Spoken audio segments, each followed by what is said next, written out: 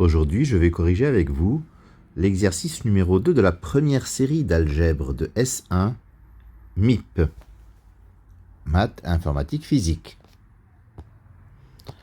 Alors, cet exercice 2 est le suivant. I est un intervalle de R et f de I vers R une fonction. Il s'agit d'exprimer à l'aide de quantificateurs les propositions suivantes. Premièrement, la fonction f s'annule. Deuxièmement, la fonction f est la fonction nulle. Troisièmement, f n'est pas une fonction constante. Quatrièmement, f ne prend jamais deux fois la même valeur. Cinquièmement, la fonction f présente un minimum. Sixièmement, f prend des valeurs arbitrairement grandes. Et enfin, septièmement, f ne peut s'annuler qu'une seule fois. Alors, la fonction f s'annule. Ça veut dire qu'il y a une valeur où f vaut 0. Ça veut dire qu'il y a un x tel que f de x égale à 0. Il existe x appartenant à i tel que f de x égale à 0. Voilà l'écriture mathématique de cette phrase. La fonction f s'annule. La fonction f est la fonction nulle. Ça veut dire qu'elle est nulle pour toute valeur de x. Quel que soit x appartenant à i, f de x égale 0. Troisièmement, f n'est pas une fonction constante. Ça veut dire qu'il existe deux éléments de réels x et y de i qui ont des images différentes. Dire que c'est une fonction constante, ça veut dire que f prend la même valeur pour n'importe quel x. Mais si on arrive à trouver un x et un y tel que f de x est différent de f de y, f n'est pas constante.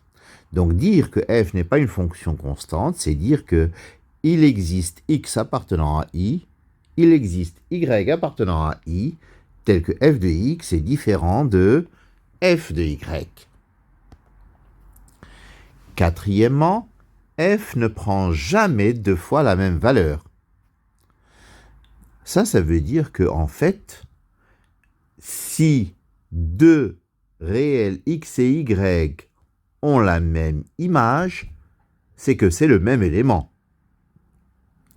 Pour tout x de i, pour tout y de i, dès que f de x égale f de y, ceci implique que x égale y. Donc f de i, f ne prend jamais deux fois la même valeur. Ça signifie tout simplement, en termes de quantificateur, quel que soit x appartenant à i, quel que soit y appartenant à i, f de x égale f de y implique x égale y. Donc on traduit ça par f est injective. On le verra par la suite.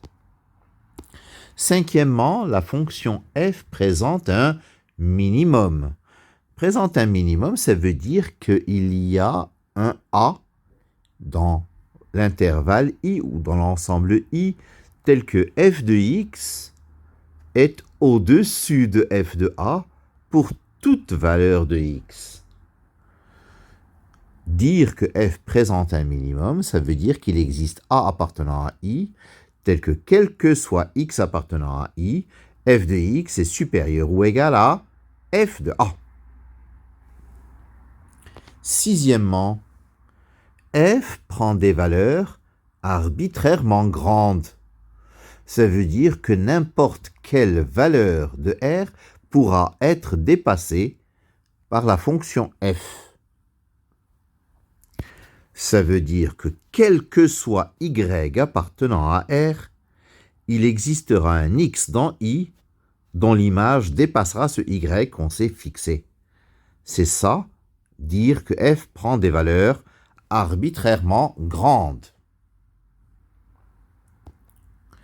Enfin, septièmement, f ne peut s'annuler qu'une seule fois. C'est pas obligé qu'elle s'annule, mais si elle s'annule en une seule valeur. Ça veut dire quel que soit x appartenant à i, quel que soit y appartenant à i, dire que f de x vaut 0 et qu'en même temps f de y vaut 0, ça implique que x égale y. On ne peut pas avoir x et y différents qui ont une image nulle tous les deux. Donc, la phrase mathématique est la suivante. Quel que soit x appartenant à i, quel que soit y appartenant à i, f de x égale f de y implique x égale y. Voici pour cet exercice numéro 2 de la série 1 d'algèbre. Je vous remercie de votre attention.